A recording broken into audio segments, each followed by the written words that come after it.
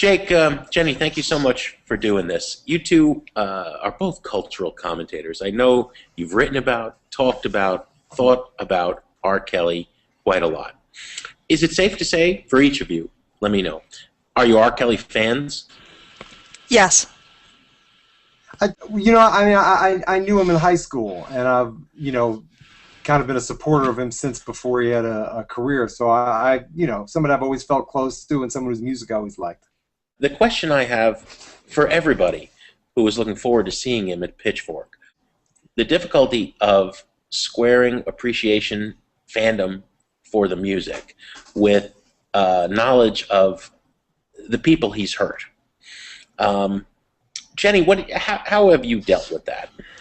Yeah, I think it's hard. I mean, I was thinking about it today before this call. I mean, it's the same thing. I mean, I criticize this a lot in sports, too, where someone on your college team will date rape 5 girls, but, like, he's going to get a professional career, And so I think, and I don't get how people can still support that and still want that person to play. So, yeah, no, so, I mean, I think it's a parallel. So it's not just happening in music, but it's hard. I mean, I guess in our talk that Jake and I did, it was sort of, we had to say, this is sort of, we're going to put this to the sideline, which I thought was really hard to do. I mean, it's hard to talk about that sort of stuff. But in hip-hop especially, and, I wouldn't say that R. Kelly is a hip-hop artist, but I think it's historically been something people have dealt with. You talk about being a thug and, you've actually shot people, but that's part of your persona. So it's again, where does that persona stop and start? I don't know that I have a good way to deal with it. I think the ridiculousness of a lot of R. Kelly lyrics is how people deal with it, just because they're so funny, or, and sometimes you don't know, like, if he knows how funny they are, right? Like, I think a lot of it you can't take super seriously, and so that makes it a little bit easier to not think about it or, shrug it off. When you're talking about, Sex in the Kitchen or I Like the Crotch on You, they're just so ridiculous and over the top. It's like a characterization, like I said in our talk, it's like a characterization of sex that someone who's in the 5th grade and has never had sex would come up with. It sounds like it's so ridiculous that I think that allows people to get around it. Jake, what do you think? Well, Jim, you're at this kind of horrible advantage on us in that, you've seen something that you wish you could unsee probably. And you've watched this video.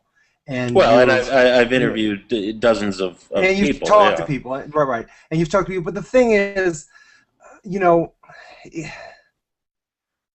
this is a complicated thing because people don't think of having sex with teenagers as child molestation. I mean, historically people haven't, and I'm not saying that people are mature enough to have sex at this age or that age, but it's a weird thing. I mean, you are a great student of the Cream era, and every one of those guys, was really into, teenage groupies. I mean, that's something that everyone thought was funny back then. I mean, in the writing it was funny, and it was, these women were considered, I mean, they weren't talked about as girl victims. They were like these empowered women, even though they were 15 and 14.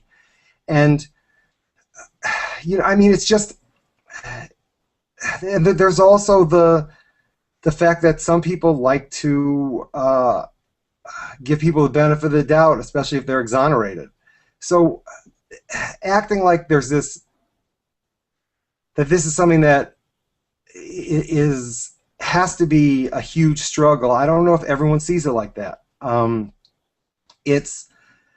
These are things that definitely represent him being, an arrogant, manipulative, not nice guy with, the women he casually has sex with, but that's, not something that is unusual. Like, people don't see that as, like a Chris Brown beating or like a murder.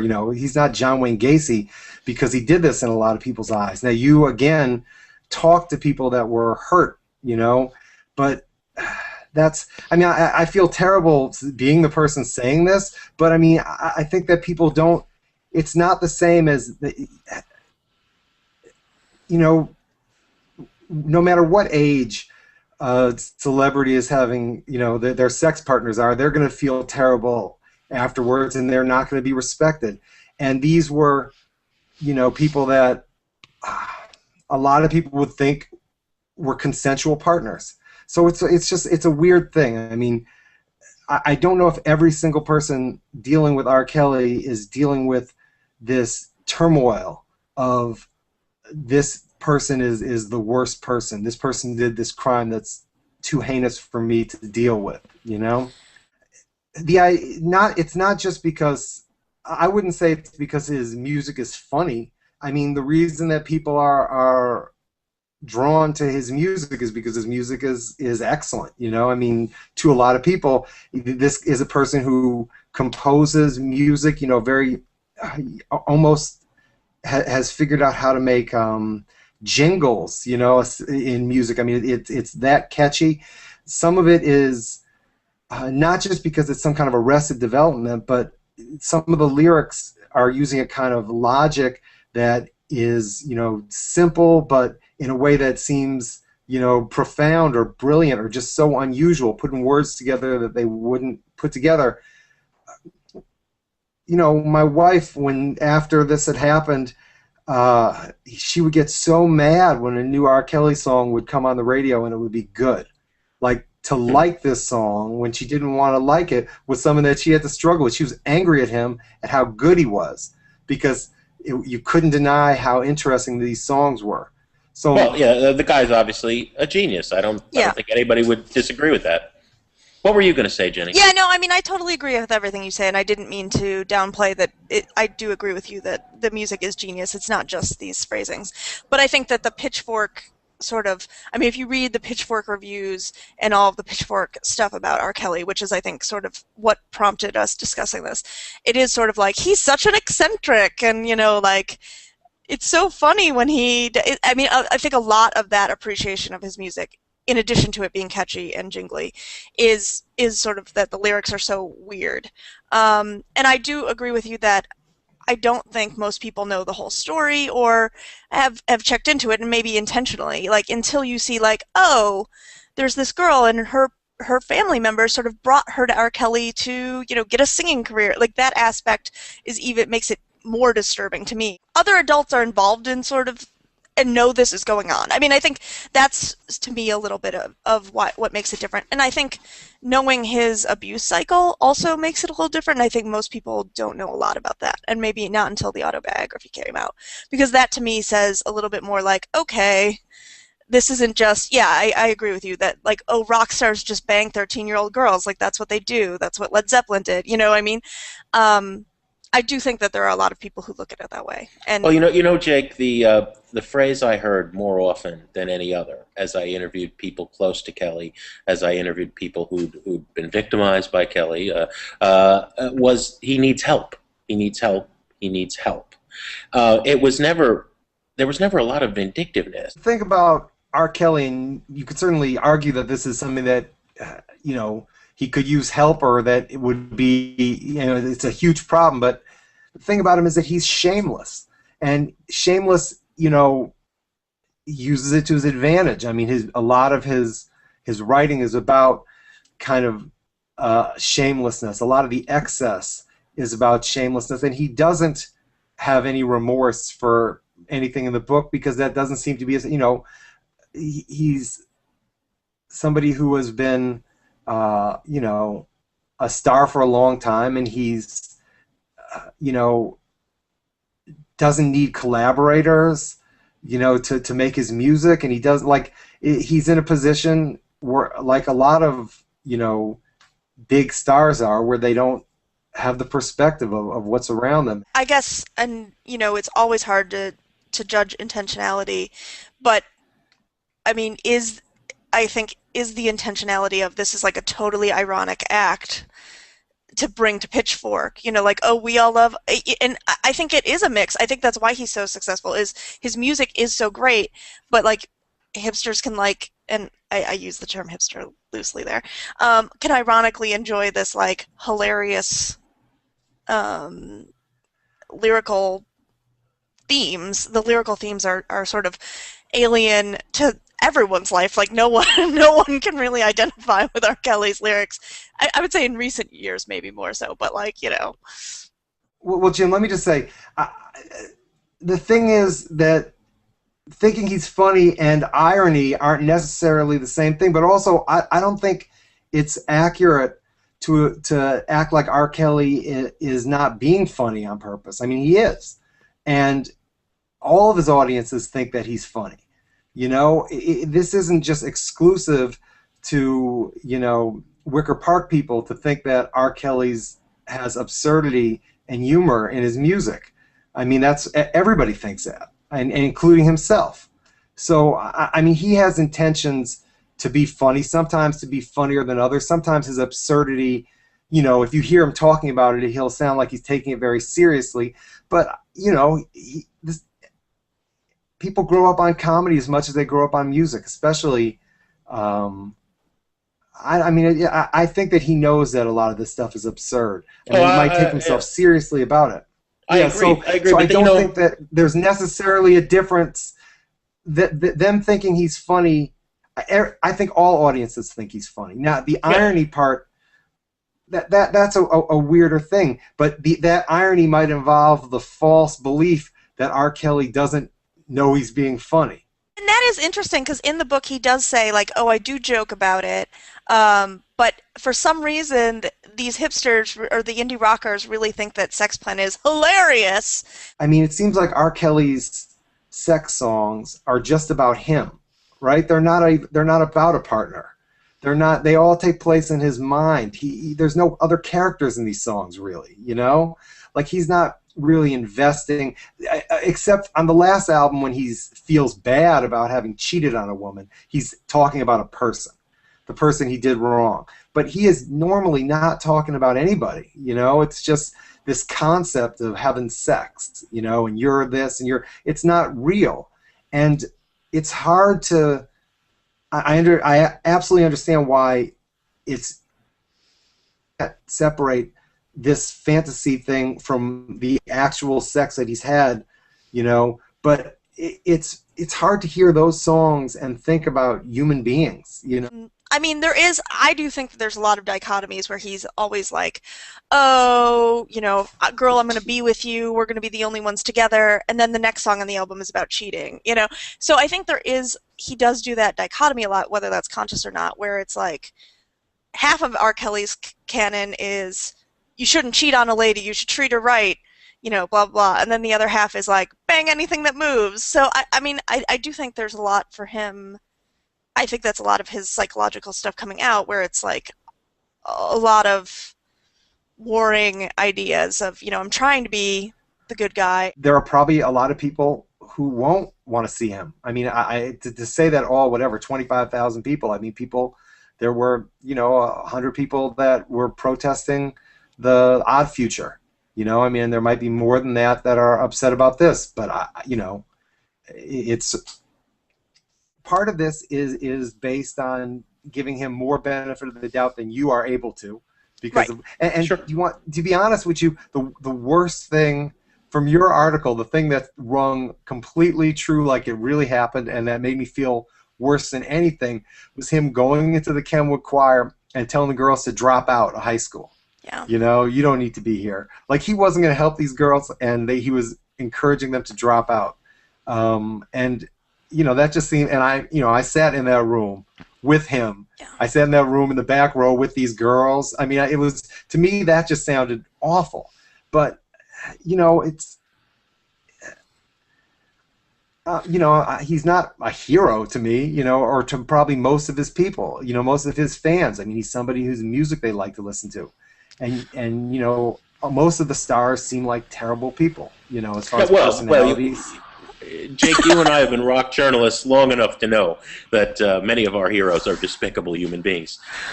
I think the problem here, Jake, is that we talk a lot about R. Kelly, but we never talk about those young women.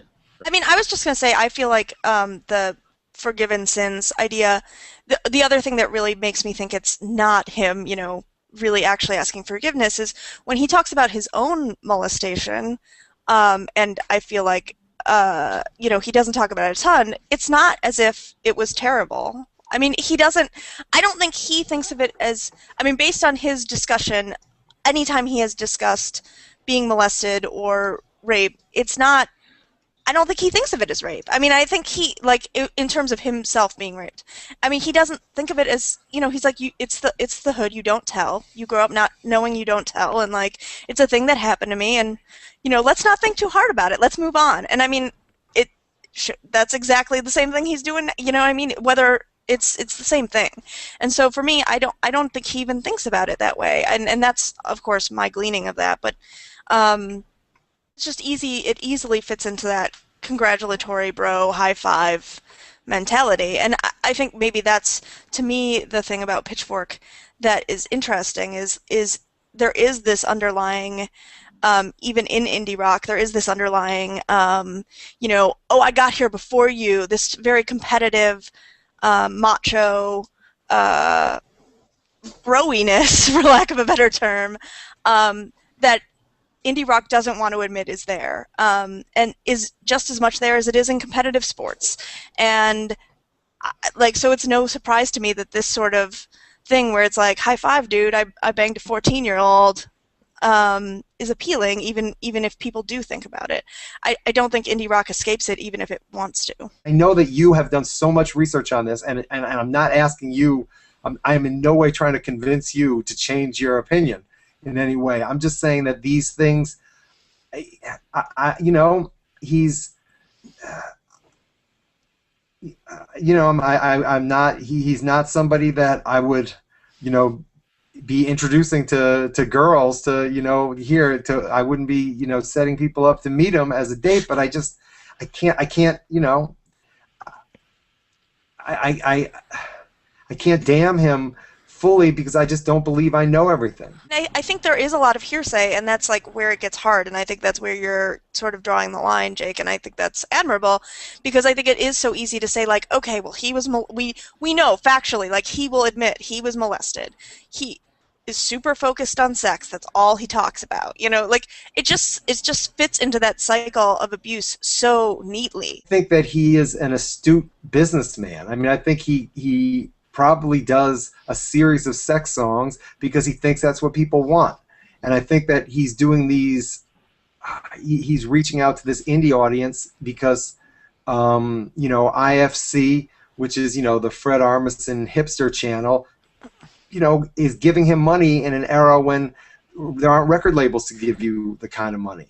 Yeah, but he's been doing sex songs for a long time before that. No. But I'm just saying. But yeah, but to an audience that liked it. I mean, I don't know that we can judge to analyze a sly artist by their lyrics when they're making lyrics to make money and to please crowds. And he is. I mean, you've seen him in concert, Jim. He is a crowd pleaser. You know, I've seen him many times, right. but Jake, you know, right? It's not. I have no doubt that in the middle of the Pitchfork show, he will do the shtick he has done at every show I've ever seen him do since he was indicted, where he'll pull a girl up on the stage or flirt with a girl and say he'll pull her up on the stage, and then say the joke, you know, but you all better be 18, right? I don't find that funny. You know, well, let me say this. I mean, about him is, even though he's good at absurdity, he's not good at jokes, and he's not good at and he's not good at boundaries, like at knowing where to draw the line. I mean, that's not funny. That's the cycle of abuse, though. That's exactly what we're that's talking. The kind of funny, yeah, but most people aren't funny. You know, most people, and a lot of people are inappropriate, and a lot of people aren't funny. I mean, he's good at absurdity, and he knows what he's doing is absurd. But when he cracks actual jokes, they're almost never funny. I think there's some element to it being a Chicago thing. I mean, I think we're used to being around people who get indicted here. I mean, not to be facetious, like, you know, people get indicted and then go on to a career. You know, like, Blagojevich is on a reality show after we know he did these things, but it's sort of the Chicago way of doing business, and I think there is some element to that can't be discounted, that you're so used to the idea of, like, oh, you know, we do things a little differently here, and I mean, obviously with sex crimes, it's more disturbing, to me at least. But I think there is that comedy aspect that you just mentioned, that, like, you got to be 18 is, I mean, it's so, no one's getting paid off. I think it's very similar. And I agree with what Jake said earlier, that would have flown at, any sort of rock concert in 1972, That 18 joke. That would have been hilarious. People would have loved that. I think what's more interesting, I mean, to me, about this is if this audience is seeing him as ironic, if they think they don't like his music. And I don't know that that's true. But I mean, I guess we've heard some people talk sort of like that, like it's just, like they're only into him because of Trapped in the Closet or something like that. And I mean, that's more interesting. Are they booking this giant act ironically? And, I asked Mike Reed and Ryan Schreiber to do this with them two here instead of you, and they declined. I asked them to just respond to 2 questions. Why did Pitchfork book R. Kelly, and was there any consideration of what he had done? And then they declined to answer those questions. You're a journalist. You're probably as serious a rock journalist as Chicago has, as far as asking hard questions and doing legwork.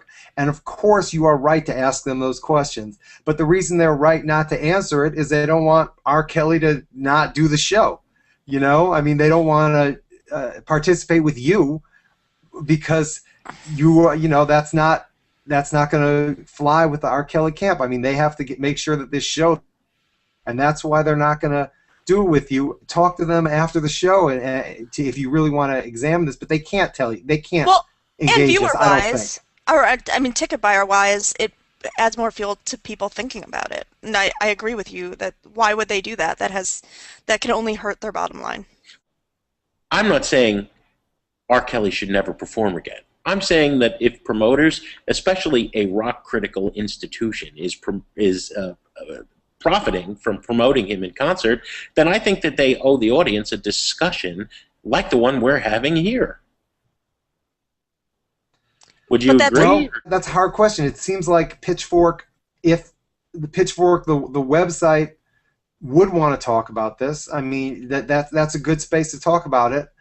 But Pitchfork, this is a separate thing in a way. This festival thing, and I don't know. You're ideally you are right. This is something that should be talked about. But you understand why they're not going to. I mean, you understand why they're not going to, they're putting, when a journalist is also a promoter, it puts them in a bad position. And this is exactly, Pitchfork is a great festival and I enjoy it, so I'm not saying they shouldn't do this, but if they do this, it gets them in a weird situation. R. Kelly's not going to do a show if they do a bunch of R. Kelly is a pedophile coverage leading up to the show.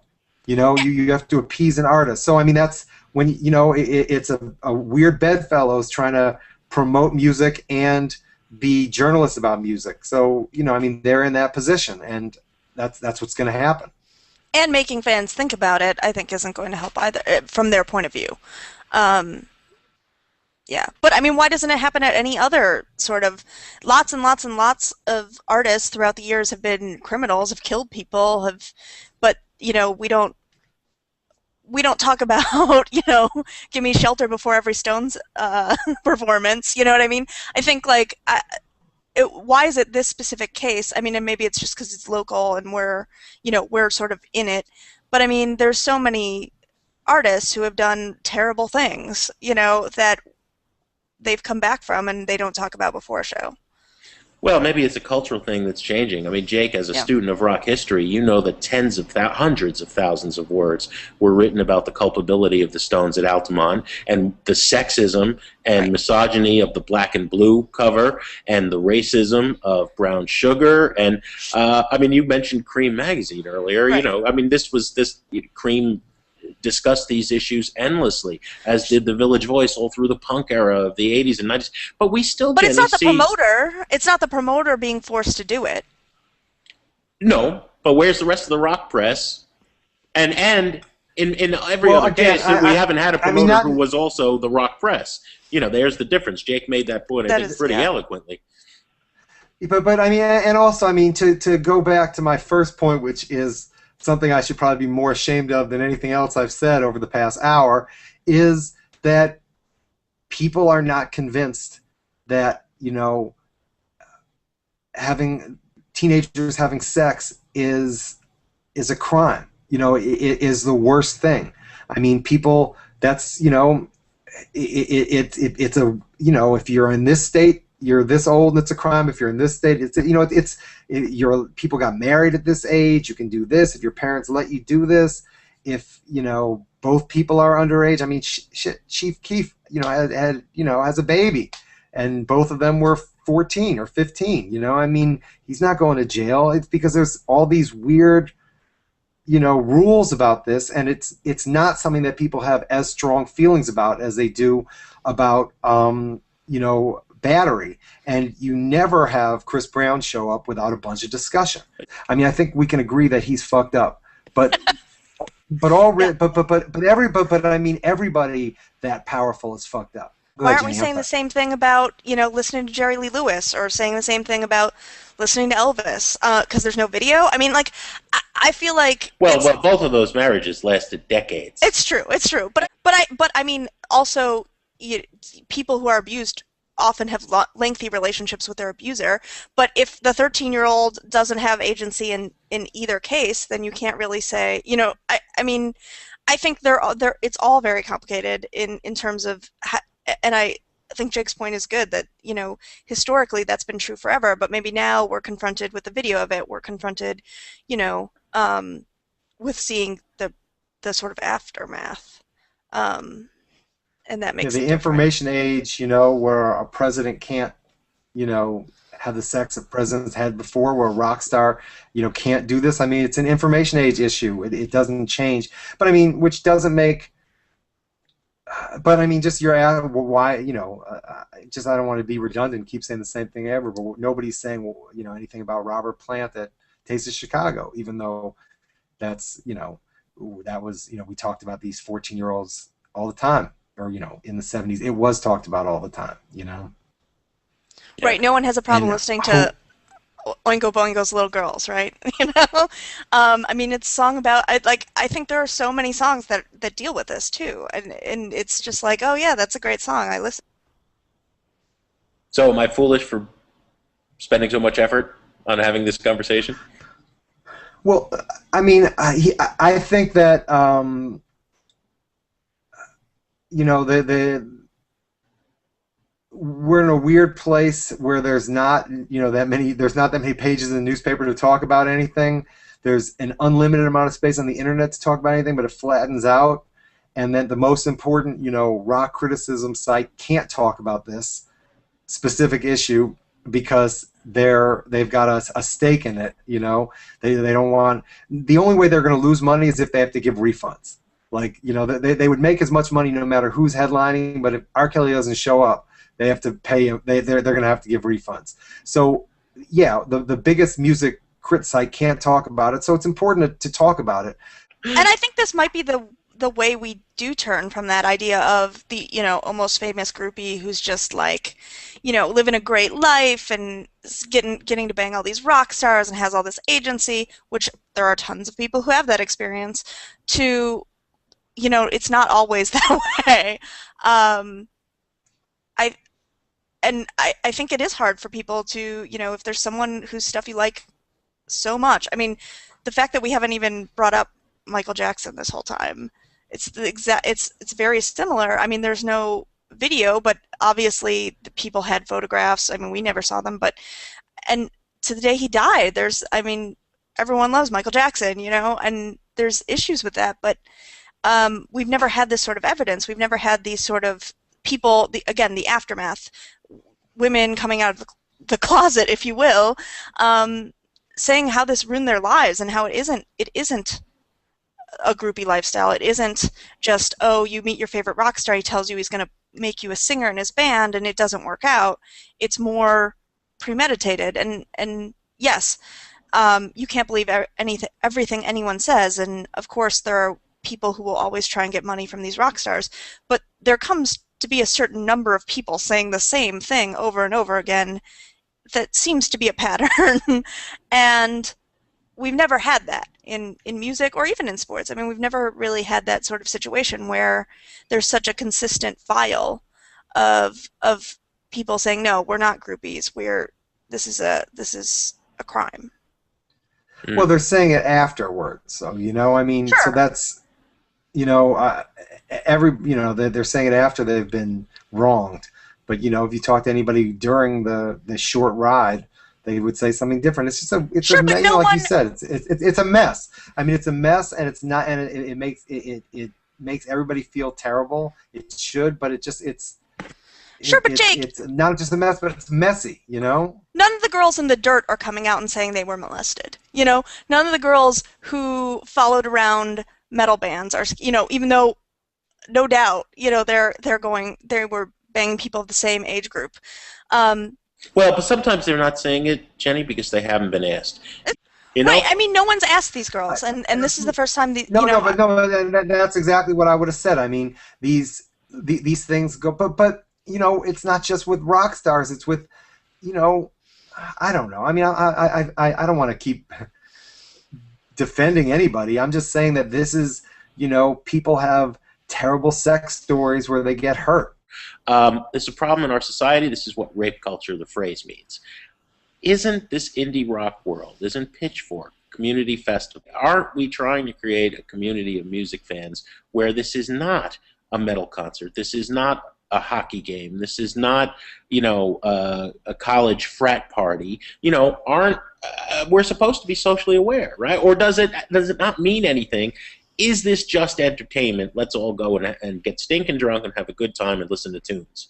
I thought it meant something more. Maybe I'm chronically naive, chronically idealistic, and a buffoon. Well, there's metal at the show anyway, so there you go.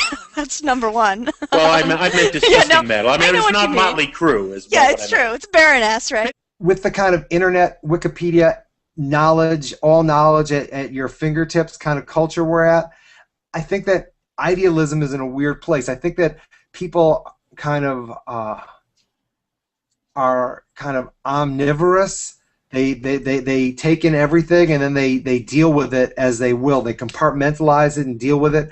I think that there won't be a backstage, it won't be the dirt backstage at Pitchfork, and that's what's different. It doesn't feel the same backstage. It doesn't feel the same in the little trailers or this or that, whatever. But I think that people are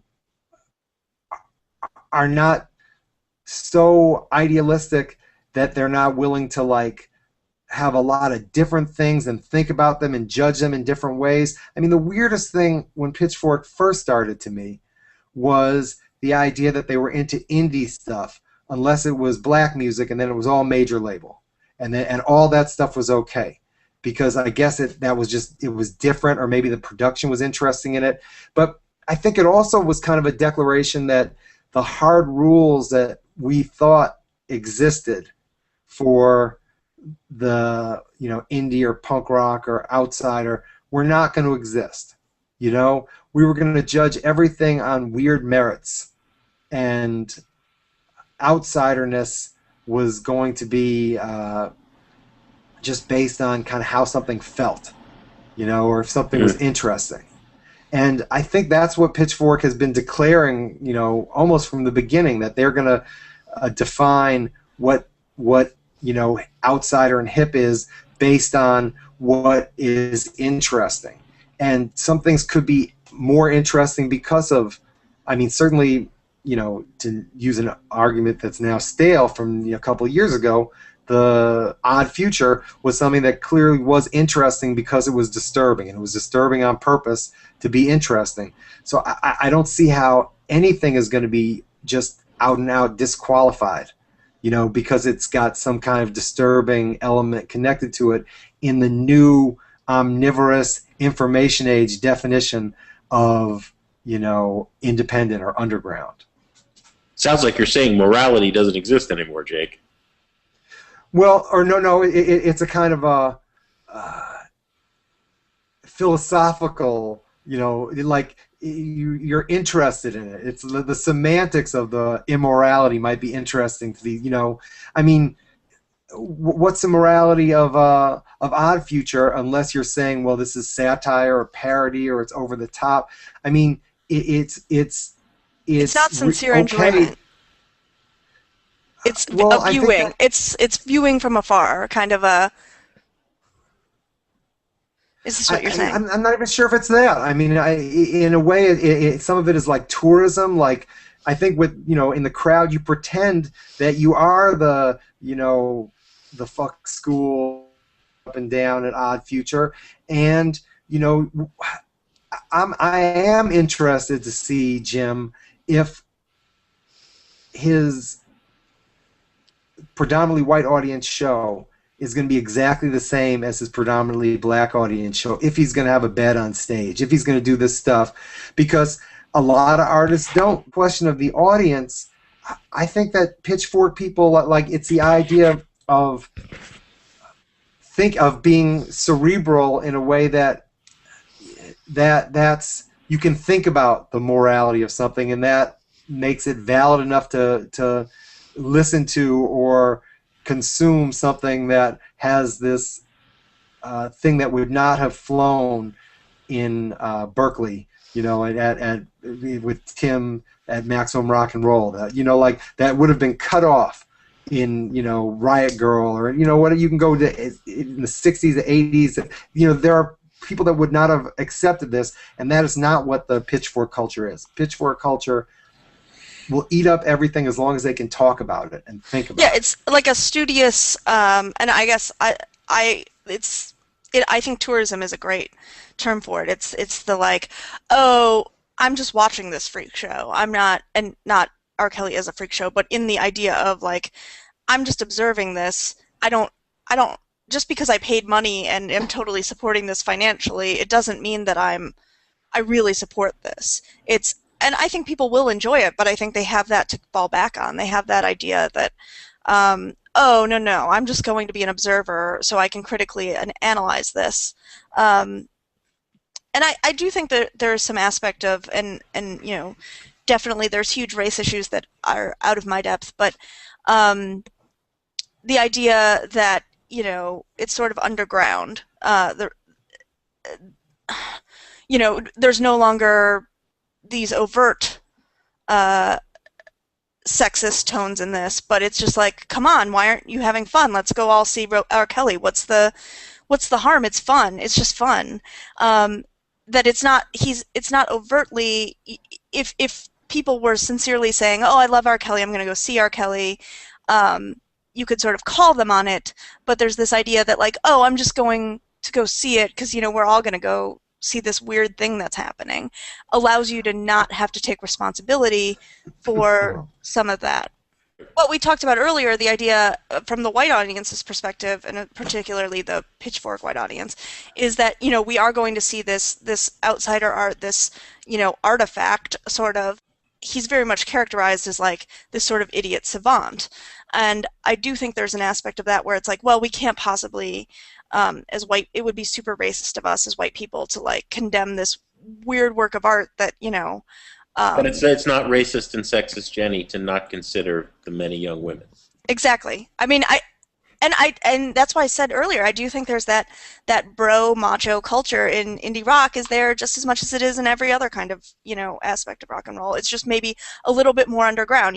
It's not separate water fountains now. It's just this casual racism. In the same way, I think there's a lot of casual sexism where it's like, come on, it's just fun to watch R. Kelly. Why do you have to like bring me down with this rape idea? It doesn't matter because it's fun and it's really good music. Maybe, Yeah. All right. Well, that's where we got to end up because we could keep going for 3 more hours. We could, yeah. Yeah.